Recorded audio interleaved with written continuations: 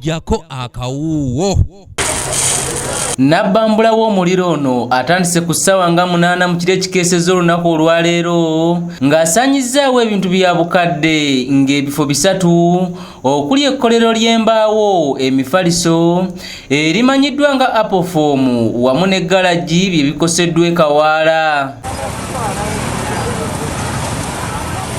Ku makya ga leero abantu ab'enjawulo bakuŋŋaanye mu bungi omuli abakozi mu kifo kino era nga balabiddwako nga basobodde oluvannyuma lw'emmaali yaabwe yonna okutokomoka neggwawo okubadde n'emmotoka kw'ossa n'ebintu bya kkooti enkulu ey'Ekkotido nga nannyini bbajjiro erya Adam Services Adam Babisobola bw'annyonnyola. Nina okugenda mu banka okutambula n'amalooni mba notifying kubanga poliisi emaze dda kukola ripooti yagenda kufuna ripooti eyo then nfune besi wemba nnyonnyola then ngende ku high court bakama banga bampa omulimu guno banyonnyola ekizibu kyembadde nakyo.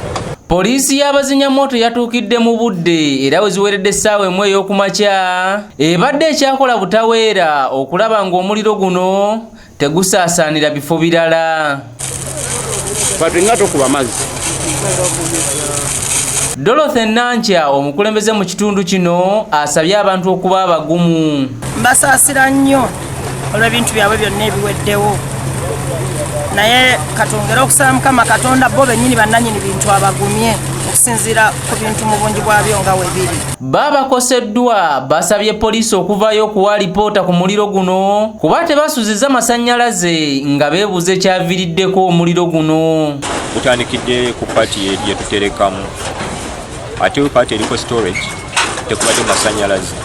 In fact amasanyalaze gonna g'ekiwarehouse gonna gabadde tegaliko kubanga naye kanga bagyeko ku Saturday main yaabo. Kati nange up to now sinaba kumanya source yaabwo. Emooka y'omusajja eri eyidde oba emooka eyidde nnyo yeetaaga okuzzaako kabini sinakiri tetumanyi na kumanya kikyagenda tuzzaako kubanga ekikulu kya byonna yayagala mooka yengeewe. Doreen Nambiru yakusakidde eggulire lino ku lwa ABS Television. Virusi za bosi zonna byonna